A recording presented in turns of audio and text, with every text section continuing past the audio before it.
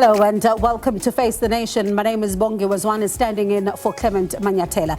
Coming up on the show this evening, we take a look at the devastating unemployment rate in the country.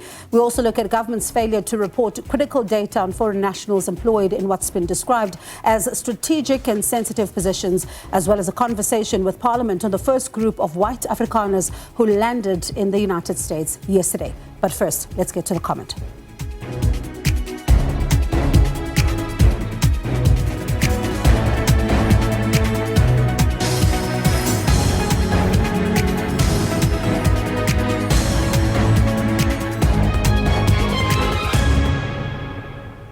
Now, remember how there was hope that less load shedding and more investment in the country could bring more jobs? But of course, load shedding is back today, but that's not the focus for now, at least. And now, earlier, of course, today, Statistics South Africa told the country that the economy has unfortunately lost 291,000 jobs in the first quarter.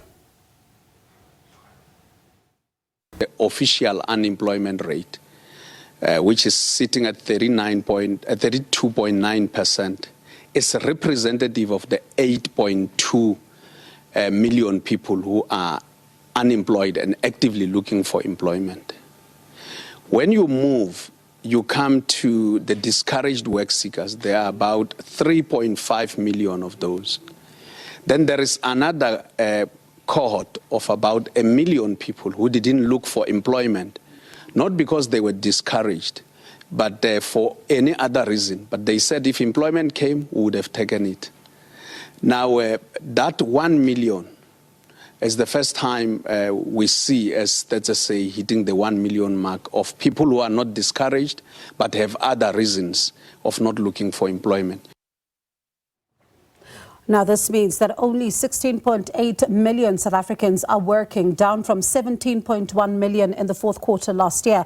Now, while we express shock at this figure, the number of young people who are unemployed is still alarmingly high, described as Stats SA as one of the most pressing challenges. This picture has remained a worry for the last decade. Youth unemployment remained high overall. And of course, that is in the past decade. So when we look at unemployment, and I want us to start looking at the pink color, the shaded color, that is our national average. For those 35 to 64 years, we can see there's a black color buried inside the pink color. It shows that their unemployment rate has always been lower than the national average. But young people, 15 to 34 years, their unemployment rate has always been consistently higher than the national average, currently sitting at 46.1%. But when we unpack them, we can see that those aged 15 to 24 years, their unemployment rate is sitting at 62.4%. And those aged 25 to 34 years, their unemployment rate is sitting at 40.4%. Now, the biggest chunk of the unemployed people in this country are, in fact, black people. The unemployment rate for black Africans was 37%, higher than the national average, but this is having the worst impact on black women. When we unpack in terms of male-female, we can see on the top left-hand side that the black African females are sitting with the highest unemployment rate, sitting at 39.8%. Even when you compare them with the black African males, they remain higher because the black African males are sitting at 34.6%. And of course, below the South African average, we can see that the colored females are sitting at 24% versus the colored males sitting at 23.2%. The Indian Asian females are sitting at 17.3% unemployment rate versus 10.7% for their male counterparts. And the white population group, the females are sitting at 8.6% unemployment rate versus their male counterparts sitting at 6.2%. So we can see generally that unemployment affects females the most, with black African females being much more vulnerable in the labor markets, having the highest unemployment rate in the land. Now, every conversation speaks about the unemployment rate in our country being a ticking time bomb that needs urgent attention.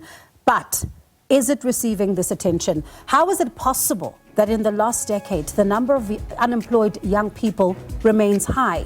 Is it because there's a lack of political will to deal with this crisis, or are those in charge simply failing or do not know where to begin? Share your thoughts with us this evening by sending us a WhatsApp voice note on 078-459-1897.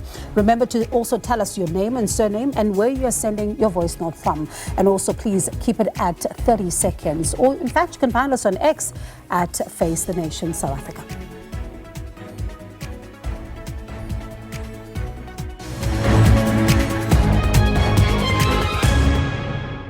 Now, as we look at the issue of unemployment in South Africa, the challenges facing young people in South Africa as far as employment is concerned are not new.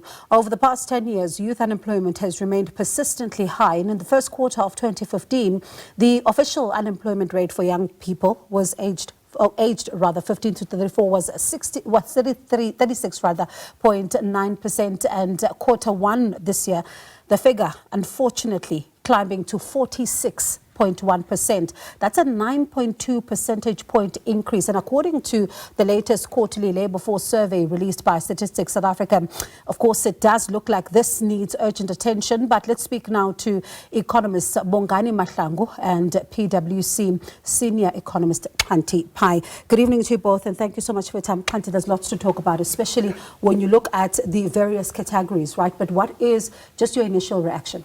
Look, I think that one has to obviously look at the context. We have serious problems in the economy, both locally and internationally. And I think this is one of the things that we have to contend with. But of course, we have many issues that contribute to the local picture of unemployment, because that is very related to investment. So many people start to talk about, we need growth. First, we need to get to the growth. Somebody must invest in the economy in a way that actually can bring in young people into jobs. So one of the key things that we need is really to figure out how we're actually going to attract investment into also sectors that are labor absorbing. So that whole discussion we've had for many, many years around those sectors that can take in the type of young people that we've got. That's an important part as well, in the sense that we know that, we have a big group of young people that are not educated. And then we've got a group of young people, unfortunately, who have some education. And the number of young people who have an education, but unemployment is actually, the proportion at least has doubled over the past 10 years or so. So that tells you something about also the education and skills sector needs to also be improved so that it actually is fit for purpose. Because as we know, the job market is changing, and it's changing rapidly over a number of issues that are happening globally. Bongani, when you look at the youth unemployment, is it simply an issue of the skills gap? Because some have reduced it to that. Or is there something deeper happening, as Xhanti has just explained? No, greetings to you, the colleagues in studio, Xhanti, and the viewers at home. So it's not just about the skills, because if it were just about the skills, that means all these unemployed graduates that are currently sitting at home, and some of those graduates hold your skills and qualifications, but still sit at home because there's no demand for labor. So then you would argue then that the unemployment they're experiencing currently, it's more cyclical than structural. And even some, in fact, some of the young people or graduates that are currently in any employment, those people are underemployed, something that Stats SA never reports about, but the International Labour Organization does speak about. What do I mean by that? I mean by someone doing something that they would not have studied for, like, for instance, someone with a degree working at a fish and chips, someone on an internship, so not full employment, someone who's not earning accordingly, and. So those are components of underemployment.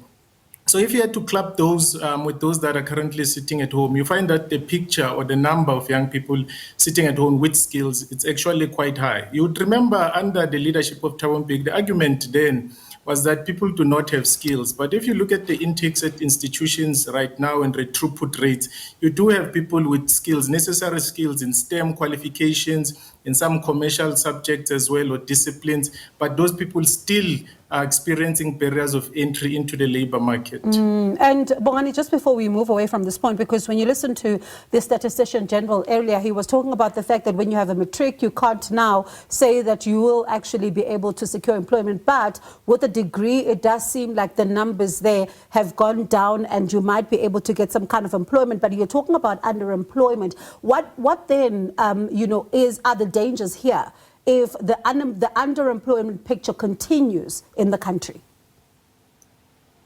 Even that issue that when you have a degree, you are less likely to be unemployed. It goes into underemployment as well. So this phenomenon called employment filtering. I would make an example. At some banks, probably 6 years ago, to work at a bank, at a branch, you would need just matric, and that's it. You'd get an employment as a teller or consultant or whatever it is. But today, if you go to any bank, random bank, you'd find that the teller that is assisting you has a post-matric qualification, a degree. SABC, many years ago, you needed just a matric and a driver's license and you'd be employed there. If you go there right now, you'd find that there are people with LLBs and other qualifications currently employed. So what has happened is that the unemployed with qualifications have pushed out those with matric and less out of the labor market and then have taken those employments. So then it then projects a picture that their employment is actually more, or their unemployment is quite less than the other educational groups. Because what they've been doing now is that because there is high competition in the labor market, these with degrees, they are willing now to take just any work because they are desperate, and they shove these ones up. And then when they shove them up, their unemployment then goes up. So that is another thing Stats SA never talks about. Xhanti, is it an oversaturation of certain jobs, or is it because there is something a lot more deeper that we're not looking at when it comes to young people? Look, I mean, there's certainly, and one of the key things that we have to see is that we have to create the space for people to enter the labor market. And unfortunately, there's just not enough of the space being open. You just have to look even at sectors that have been trusted to create employment, such as construction, because consistently in the construction sector, you can think about whether we are building, we are actually supporting mining sector, which supports across the sectors. So the construction sector has been known to actually be much more absorbent because it's something that supports various sectors. But unfortunately, we see it now that employment in the construction sector has also declined. We see mining, which also has been a big employer, has also declined. That also faces both local and global challenges. So what we have a problem with is really to look at at this problem in its full sense. Thinking about really what is the issue around demand for jobs, at what level, who should actually be going where, and what interventions are needed. And I think one of the key things that we forget to do is that we get these statistics to tell us about the interventions that are needed. So I think many times we enjoy a lot of shock value from the numbers, but really they don't inform the policy making that is necessary around what needs to be done at every point.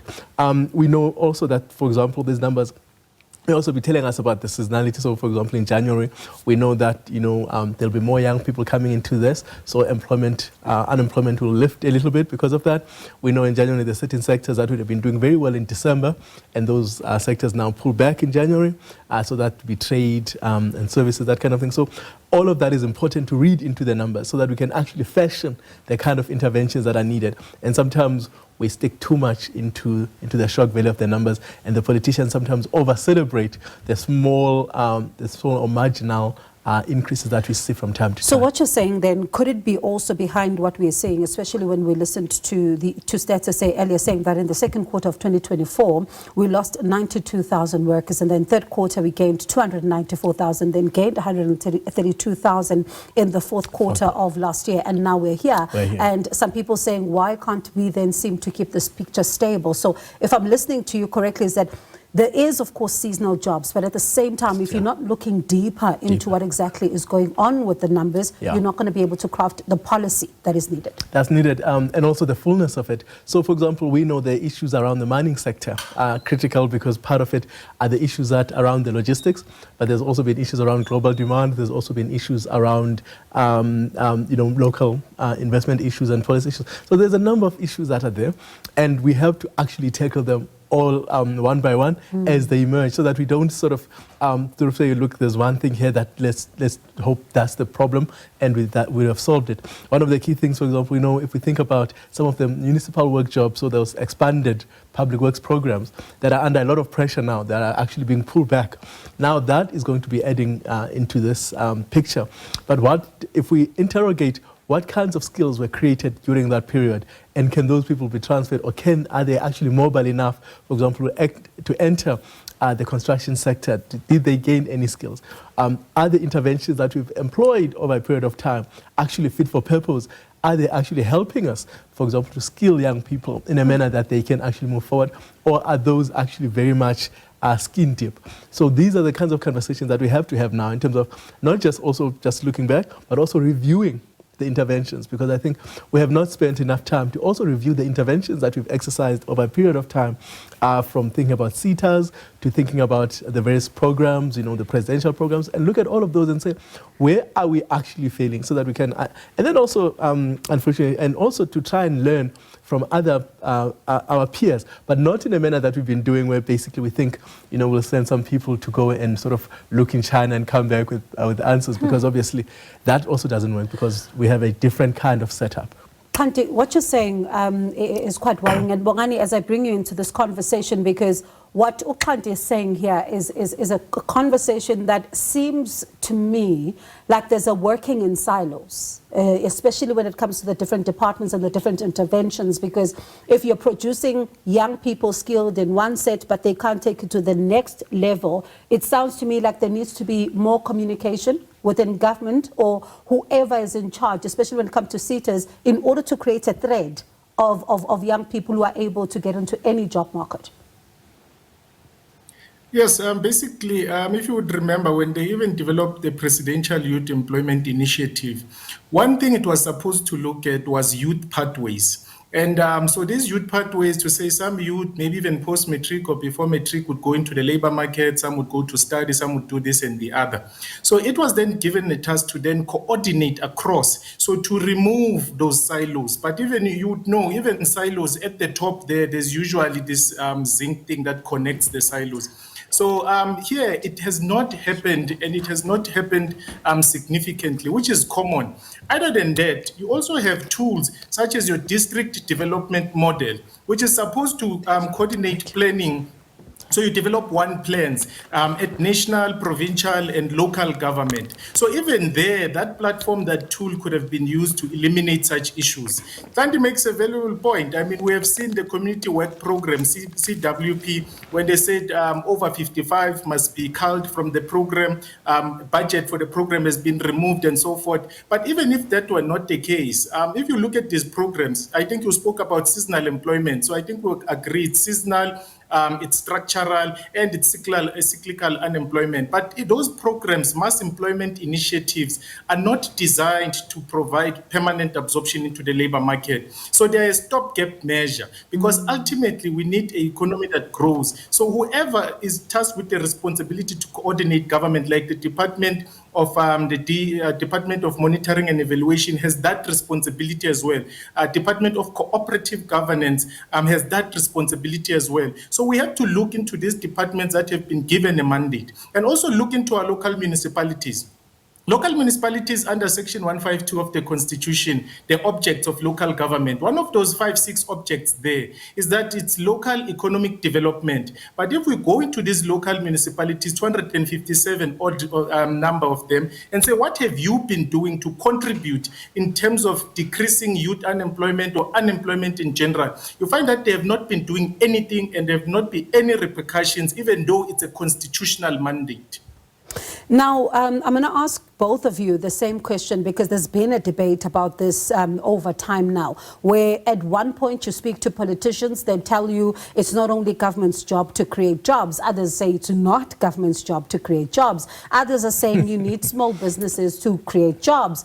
But the small businesses themselves are crying about red tape, and they're saying, if you're not creating an enabling environment, how then do we begin to create these jobs? Whose responsibility is it to create jobs in this country? Yeah, so that's a very, very important question, because everybody has a particular role where they are, because unfortunately economies work that way. So the administration, for example, has to make sure that there's sufficient infrastructure. So we're not talking about local government. I think if you think about local government itself, and the challenges that are faced by small businesses in local government. We think about the energy issues that we've had. So, for example, small businesses or the informal sector has been under a lot of pressure because they've needed electricity, for example, to run a hair salon. We certainly cannot run a hair salon in a municipality that does not have water, does not have electricity.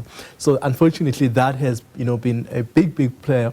And even bigger businesses and large businesses have also struggled to grow and to hire more people in some municipalities because there are no services. And some businesses having to invest in their own energy, to invest in their... So every time you're obviously pushing investment away from, say into machinery, if you're putting investment into infrastructure, you may not be putting that investment into training young people to actually come on board. And there are those kinds of trade-offs that we are finding in a situation where there are certain sectors in society that are not meeting their mandate. So you're having a situation where, because there isn't a big pool of money from any business that has to do that. So if somebody is thinking about, I want to expand my my hair salon, the first thing they think about, do I hire more people, or do I put on a water resource that will serve me in this municipality, or do I put in a solar panel? So if people are investing in those things, then certainly are not investing in more labor, and that keeps them in the same place, and so that will keep employment at the same place. So what we need to do is to really find a way that actually, government does play the role that it has to do in terms of where it is, builds the capacity that's necessary. Obviously, working with the private sector, one of the key things that we've been doing in PWS is working with the private sector and public sector to work together to be able to solve some of the problems, because as we know, there has now become a situation where there's very limited resources in the public sector to meet all of the needs that are necessary. So the private sector is also trying to play a role. So what I'm trying to say is, what is important is to really think unfortunately, outside the box. We've got to build resilience into this economy, because, again, cyclical issues will be here. We're not going to not have the cycles and business cycles. We're not going to not have the kinds of challenges that we will face over a period of time. The uncertainty that is local and global is going to be there. So how do we make sure that within all of that, we are still actually thinking ahead strategically in a way that we can actually be more resilient? Sure. It sounds like a mammoth task. And I wonder, Bongani, just for you briefly in about 30 seconds as we prepare to take some of our X's, for you, whose responsibility is it to create jobs? This argument is an age-old argument, regardless of whose responsibility it may be, but it's the responsibility of the state to develop a policy. That is the laws, the acts, the regulations, and also ensure enforcement. So when it comes to economic management or economic planning or policy in South Africa, it's the responsibility of the state to develop such. The state must develop a policy for when a child is born up until a person dies, cradle to the grave, as to what happens to this child in terms of education, employment, and so forth, health, and so forth, and so on. That is not the responsibility of the private sector or anyone else. So now, if the state cannot then develop proper implementable policies or implement its own policies, then the state would be contributing to the increase of high unemployment. So we've seen economic mismanagement over time due to some players in the state. So I think I will leave it at that, regardless whose responsibility it may be, but the state develop the rules of which we'll all will play by. Interesting. And just let's pause for a second. I want to take some X's and see what some of our viewers have to say, particularly about this issue, especially when it comes to youth unemployment. Siabulela saying, good evening, Bongi, and the viewers. Hi, Sia. We can start with insourcing many privately provided services such as security, cleaning, etc. in our government institutions, abolish tender system, and use public works employers, I think you wanted to say employees, instead deal with illegal foreigners and their employers, Guningi, that is Siabulela there. And Mian saying we need to get rid of investment barriers like BE and employment equity. That is the only way we will get investment which will create jobs. Okay, that is Mian there. Rabutata saying people over the age of 55 and more must opt for retirement and give way for the deserving youth. And those are some of your comments there when it comes to our question tonight, Xhanti, of, we've been asking our viewers, what will it take for South Africa to end this crisis that we're facing as far as young people are concerned? You've heard what they've had to say. Your thoughts? I think on the last one, I think is an important one because there's been this discussion. And there's really a reason why the people who are older than 35 are much more employed or are in the job market in proportions much higher than those who are younger. And that's because of experience, that's because of skills, that's because of trust over a period of time. And that many young people have not had that opportunity to obviously be in the sectors, have the opportunity to get the training and then the experience. And that's a big thing, especially in times where the economy is depressed, because we are looking for people who can actually do their job because there's minimal space to invest in young people. So then we don't get as much as that. But I think one of the key things is also to think really quite hard about how we actually make sure that we are investing. One of the key things that has emerged as being a big debate during this whole discussion around Trump's tariffs has been whether or not the tariffs actually do help. Can, for example, tariffs, change the picture. We look at China, for example. China has long left the discussion of cheap labor. What they're focused on very much is investment in people, investment in the infrastructure that they need, investment in technology, so that actually they can scale the manufacturing sector in such a manner that it allows people for their exports to grow and therefore to bring in more people into that sector. And that's part of the discussion that we have to be having. So we focus too much sometimes on very simplified notions of what the labor market looks like and what the demand for labor looks like. But things are changing, and we are seeing that actually it is not necessarily the cheapest in labor who are, but those people who can be more productive because they are surrounded by the right kinds of infrastructure, training, the right kinds of settings to be able for them to be productive and to be brought in, and then they can enter competition. So we are competing, unfortunately, our labor sector is competing with people that are far ahead of us, because remember, this is no longer just a South African problem of employment. This is now actually, we are working in global markets, so competition is much higher. Again, another dimension to the problem that we face. And I suppose as we continue to look at the number of discussions here, Xhanti, you think about, discouraged job seekers. You think about now the number of those who are saying they can take any job, now reaching 1 million. There's so many layers to this conversation. But let me thank you both for your time. Appreciate it. That was the political economist, Bongani Mahlangu, as well as PwC senior economist, Xhanti Payi.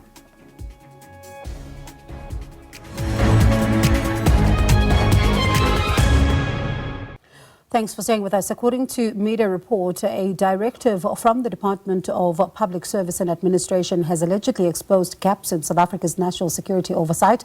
Questions are being asked around foreign hires in sensitive roles. Is this the case? Let's bring in Philani Mweli, who is the Director of Employment Management in the Human Resources Management and Development branch of the Department of Public Service and Administration, for clarity on this particular issue. Phila, good evening to you, and thank you so much for your time. Is this report correct? Good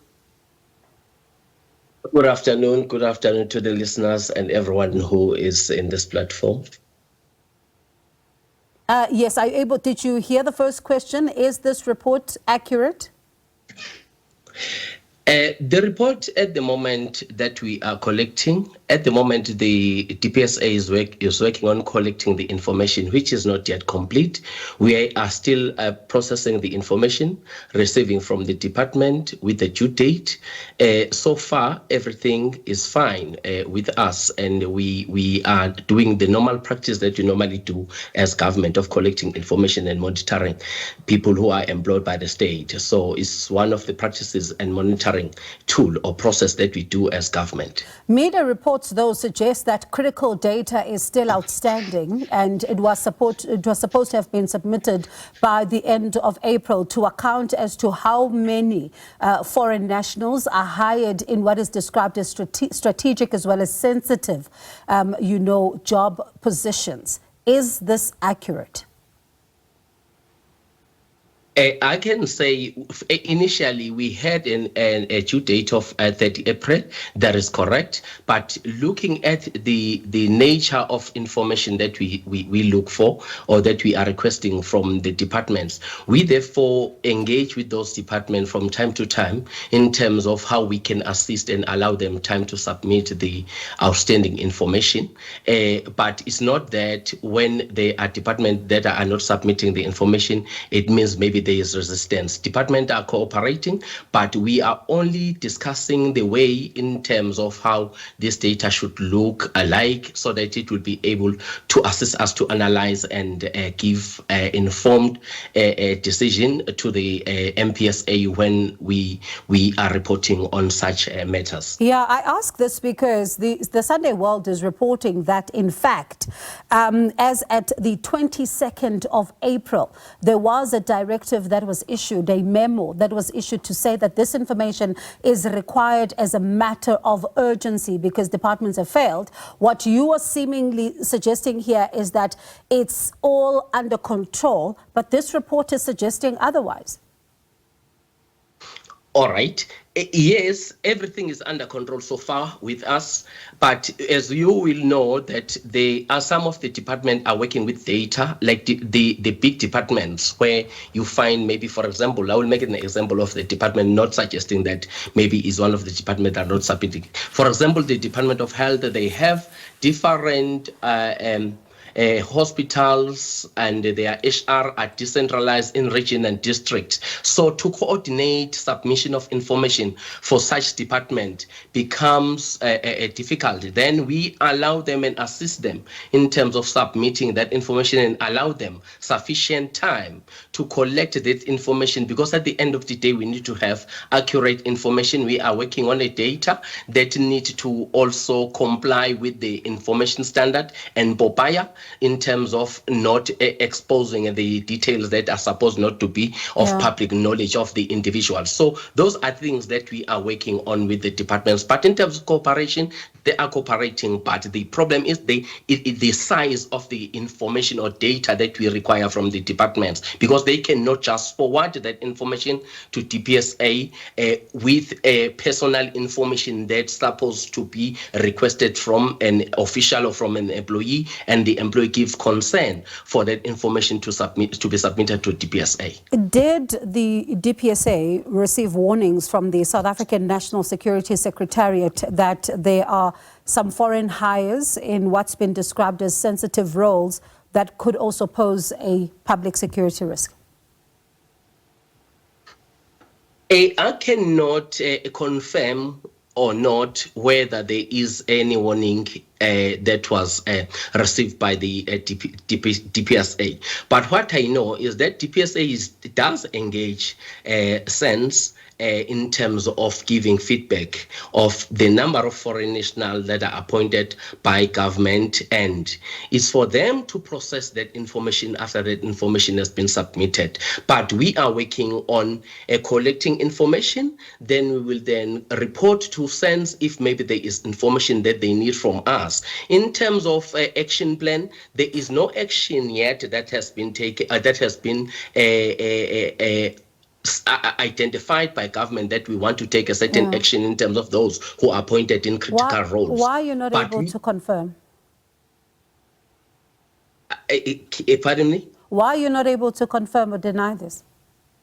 It's because there is no letter of warning or warning letter that I've seen, and even my principal, I doubt if they have such a letter. So it's it just doesn't a matter. exist? No, I've never seen that. I'm working with this information, but I haven't seen any warning, and I believe the principal would have shared that information with us. But we are working with SENS in terms of reporting and collecting information.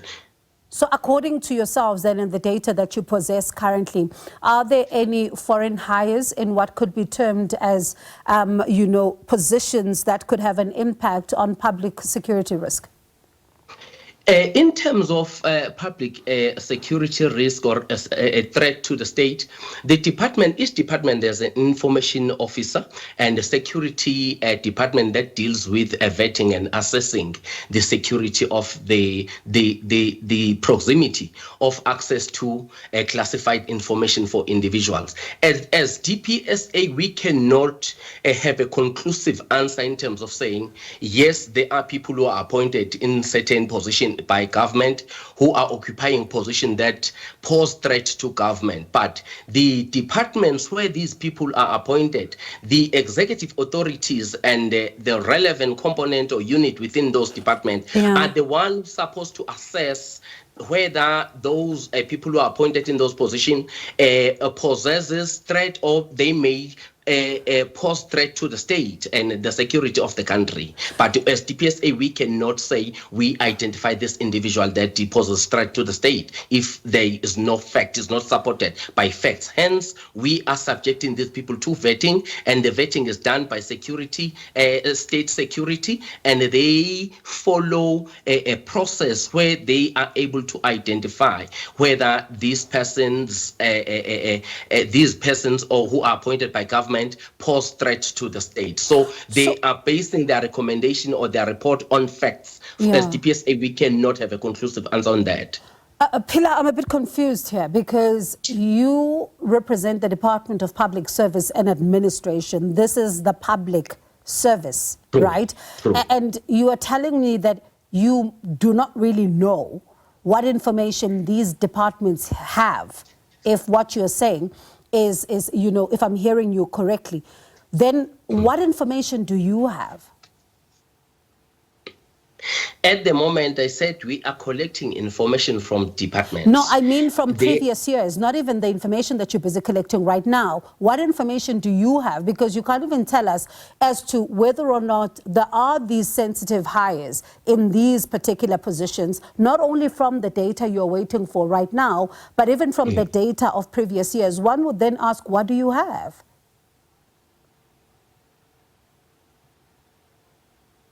Right. In terms of the previous years, from time to time, an employee who was appointed by government and based on the functions that the person is performing for that particular department is required by law to be vetted. And when you employ foreign national, it is a requirement that the foreign national must be vetted. Once that once the vetting is complete, there is no valid standpoint where we can say this person poses threat to the state if that person has been issued with valid security clearance and the vetting of that particular individual comes positive. So we cannot base our argument to say for the fact that the person is a foreign national, then this person poses threat, because there are processes that are involved before the person get appointed by government. So from what you know then, everything is above board, vetting is done, it's complete, no loopholes there, no exposure for the country when it comes to security. I will answer that question like this. Although we are saying we establish norms and standards as DPSA in terms of what need to be done, but the responsibility of executing or of implementing those norms and standards lies with the individual department. As DPSA, we might not know who is vetted, who is not vetted, because these employees, including those who are not foreign nationals, who are employed by government, we do not request those vetting from those departments to be submitted to us, but we gave that responsibility to the EAs to manage that process, and information officers as well as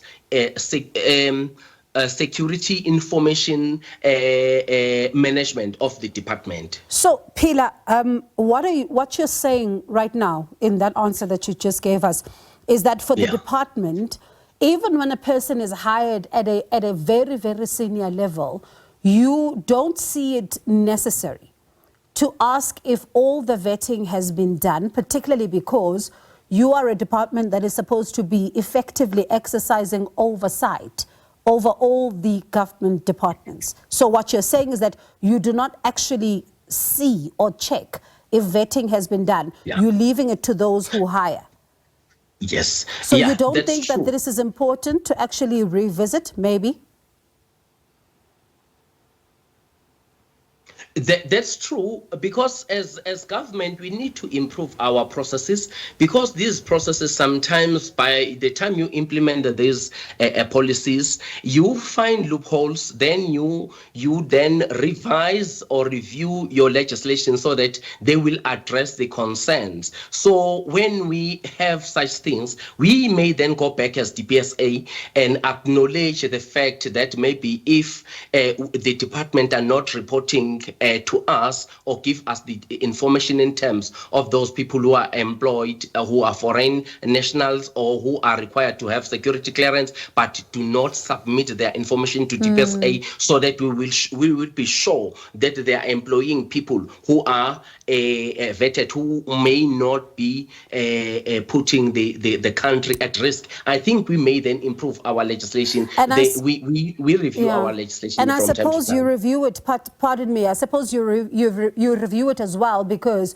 you want to make sure that those who are not submitting the critical data that you're waiting for are not doing so because they themselves don't know how to do this, which could signal a dysfunction, or some of them are simply obfuscating here, simply not wanting to produce this information because it could land them in trouble. So maybe you look at the policy in order to make sure that you deal with this.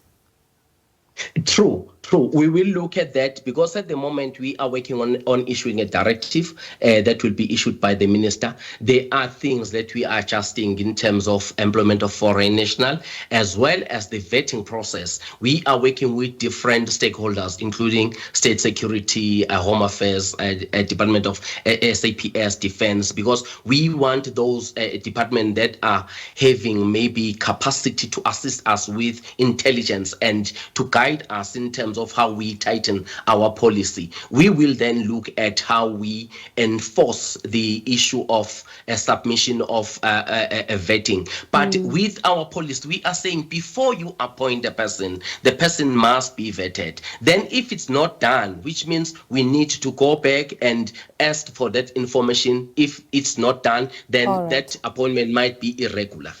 Phila, thank you so much for your time. Appreciate it this evening. That is Philani Mweli, the Director Employment Management in the Human Resource Management and Development Branch at the Department of Public Service and Administration. When we come back, we'll take a look at the story around the first group of the white Afrikaners who landed in the US yesterday.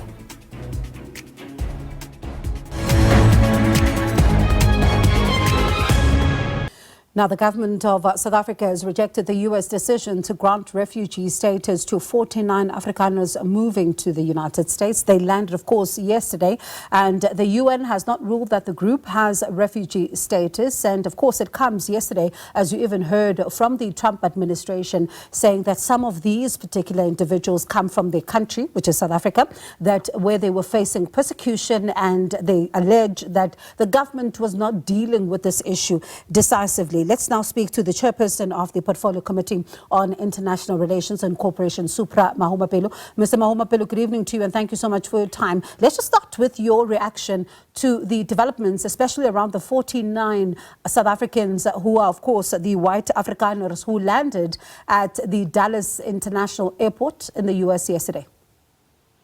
Thank you very much, Bongi, and good evening to the viewers of the SABC. Well, from the Parliament point of view, it's our position which is similar to what the Minister was saying, Minister Lamola, that it is wrong for the U.S. to have declared and given a status of refugees to those 49 white South Africans who, according to President Trump, there's a claim that there's a genocide against them and that they have been persecuted in South Africa, that their land is being taken. So what we will be doing, myself as the chair, I'm going to be writing to the Speaker of Parliament, because this is unprecedented. We have never had such a thing in the history, where people can lie and mislead another head of state And on the basis of that, there's an executive order issued for them to be rescued from something that does not exist. So we'll be writing to the Speaker to say, Parliament will have to get a legal opinion on what can we do from a lawmaking point of view with regard to people who can besmirch the standing of South Africa through lies and through misleading of the state president of the United States of America, so that we can deal with this thing even for the future, so that no other person can try this going forward. Yeah, I wonder though, how effective do you think that will be? Because we now, have them, they're there, and we heard yesterday from the two deputies to the two deputy secretaries that in fact this is the first group. They're now expecting more to, make their way to the United States. So how effective is this legal opinion going to be in your view? Well, people who want to leave South Africa and they follow due processes, they can leave. No one will stop them. But when you leave South Africa and you go somewhere, you must not concoct stories about South Africa, because it's a lie which they have spread all over the world. We are a democratic country. People who want to leave can leave. So in addition to the legal opinion about people who lie and dismiss the standing of South Africa that Parliament has to deal with, South Africa will be raising this matter with the United Nations, because according to Article 1 of 1951 status of refugees, these are not refugees. These are people who, in my view, are leaving South Africa to raise the temperature in as far as their right-wing political agenda is concerned. When you look at the fact that next week there is that meeting that is expected to take place between South Africa and the US, do you think that particular meeting could try or even succeed in changing the perceptions that are currently filling the US administration in terms of what exactly is going on here in our country? My view is that as South Africa, we stick to the truth. We stick to principle. We stick to the rule of law. We stick to the Constitution. That is what must be put across to the U.S. and the entire world. And we can't do anything extra than that. More than that, there's nothing else that we can do. Our position must be put here. We must be consistent on that position. It's up to the United States of America to decide whether they want to continue to believe the lie, the concoction, and the misleading, because the truth will have been exposed to them practically in a formal meeting. So it's basically up to them. I mean, South Africa's life will go on. Whether this 49, in addition, another 1,000 or 10,000 goes, and they continue to lie about South Africa, our life will go on here. But we'll continue to fight the lie that they're spreading about what they say is their own country. The problem is we don't have a law in South Africa, because we didn't anticipate such a thing when the Constitution has been written. A law where such people can be legally taken to task. So that, because when you do that, you are undermining the sovereignty of South Africa and dismissing our standing as a country. But do you think that, Parliament as well as government has been handling this particular matter correctly? And I ask this because when you take a step back to February, that's when the executive order comes out. And then we see, of course, outrage around the fact that, AfriForum as well as Solidarity go to the US, and then they have that meeting, and then you have the Democratic Alliance going to have that particular meeting as well with the US administration. But then they come out and they say that they, in fact, were trying to ensure, that they have South Africa's best interest at heart. But when you look at how all of this has been happening with the different conversations that would have been had in different ways with the US administration, has government been handling this matter correctly from then till now? Yes, very correctly. From the outset, South African government has been consistent in communicating our position to the United States of America. That consistent communication of our position has not changed. It has been consistent. There is now an appointment of Mr. Jonas, who is leading the processes from the presidency. to make sure that we continue to use the existing diplomatic channels to deal with this particular matter. But what is the truth? The truth here is that right-wingers in South Africa, who happen to be white, they want to create a crisis in South Africa so that transformation which is taking place can either be reversed or it can be stalled. And we have to make it clear that transformation which is taking place in South Africa, whether people go to the US in draft or whatever, it has to happen because there must be redress. The redress is in the preamble of the Constitution of South Africa because it says we must deal with injustices of the past. So anybody who wants to stall and stop transformation is actually acting unconstitutional because the Constitution enjoins us and imposes a responsibility on us to make sure that we deal with the injustices of the past. And those injustices include the issue of the land. All right, let me thank you very much for your time, Mr. Mahumapelo. That is the chairperson of the Portfolio Committee on International Relations and Cooperation, Supra Mahumapelo. We did, of course, ask for your reaction to our question tonight as we look at some of the possible solutions that you think we need to, if put into effect here as South Africa, of course, looking at reducing the issue of youth unemployment. Let's take a look at what some of you have to say. Mafika saying the problem is that the economy is contracting. We should put down empirical evidence showing impediments to economic growth and decide on that data. We can't keep the same policies in place that proved to be anti-growth and delude ourselves that this time change will come. And of course, continuing there to say the problem is that we have policies that are anti-growth which discourage investment, hence capital is flying out of the country. We can't have policies that proved not to work and delude ourselves that it's been a pilot error.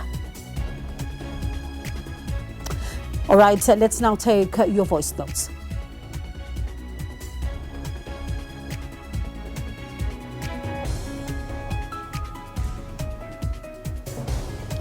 All right, as we are reminding you of our question tonight, how can South Africa adequately reduce youth unemployment? And this, of course, against the backdrop of what has been described as a decade-long crisis. How then do we begin to address this particular issue? Let's take a listen to your voice note. The bottom line is voting. As long as we continue to vote for government that lets accountability, unemployment will continue to rise. So it boils down to us as citizens in terms of the voting. It's the only thing that will change the situation. For now, it will be excuses of excuses of excuses. So solution still lies with us. Thank you. All right, thank you very much for your participation on the show today. It's been great. And of course, the issues still remain and a lot of conversations still to be had here on Face the Nation come Thursday. Good night.